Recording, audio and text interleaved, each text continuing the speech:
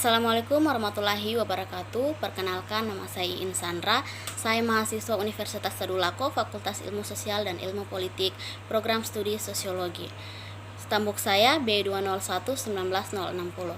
Baik, di video kali ini saya akan menjelaskan sedikit tentang sosiologi kependudukan. Sosiologi kependudukan adalah ilmu yang mempelajari dinamika kependudukan, meliputi ukuran struktur dan distribusi penduduk, serta bagaimana jumlah penduduk berubah setiap waktu akibat kelahiran, kematian, migrasi, dan penuaan. Pengertian fertilitas dalam sosiologi kependudukan. Fertilitas merupakan hasil reproduksi nyata dari seseorang atau sekelompok wanita, sedangkan dalam pengertian demografi menyatakan banyaknya bayi yang lahir hidup.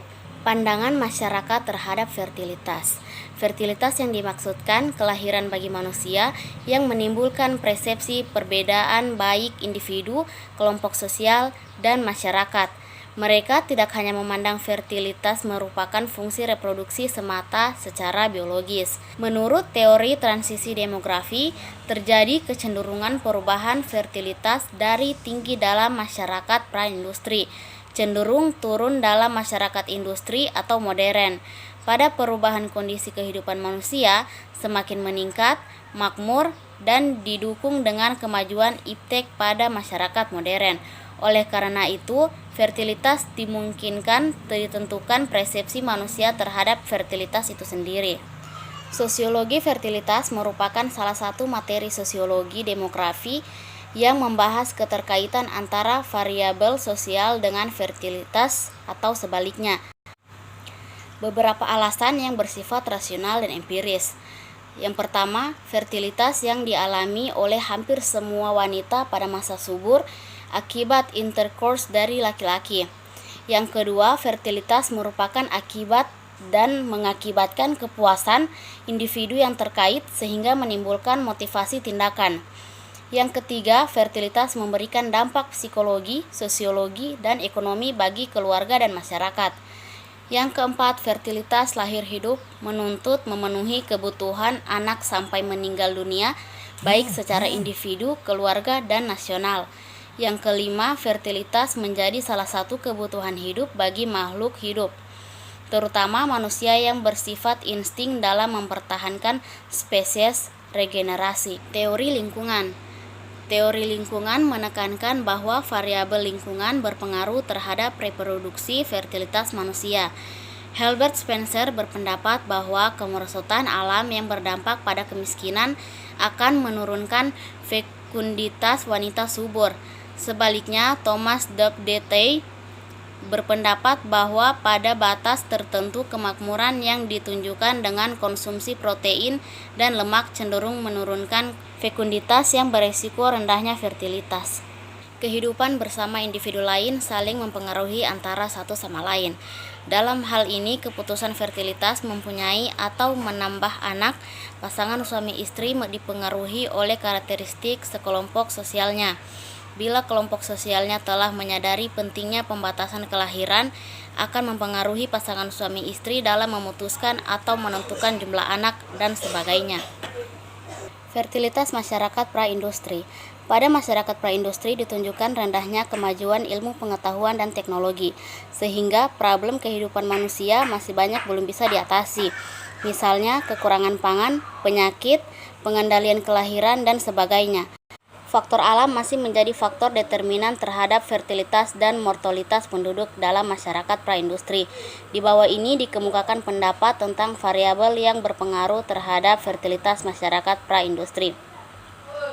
Kelvin Goldscair 1971 menyatakan masyarakat pra-modern menunjukkan fertilitas tinggi dan masyarakat modern menunjukkan fertilitas tinggi dan masyarakat modern cenderung fertilitas rendah. Masyarakat tradisional cenderung masih menonjolkan sistem patrilineal di mana pihak laki-laki lebih dominan dibandingkan wanita. Implikasinya masyarakat memperbolehkan perkawinan poligami seseorang suami dengan istri lebih dari satu. Sigmund Freud memandang manusia penuh dengan dorongan libido seks, sehingga pada zaman dahulu pembatasan fertilitas belum terkendali secara nyata, belum dikemukakan secara teknik, atau alat yang menghambat proses pembuahan. Fertilitas masyarakat modern. Diperkirakan pada abad ke-17, kemajuan ilmu pengetahuan dan teknologi menunjukkan kemajuan yang sangat cepat, khususnya teknologi pemanfaatan sumber daya alam dan pengobatan penyakit yang berdampak pada penurunan moralitas. Ahli ekonomi memandang modernisasi sebagai penerangan teknologi menerangi sumber alam demi peningkatan produksi. Ahli sosiologi memandang modernisasi sebagai proses diferensiasi sosial dalam masyarakat.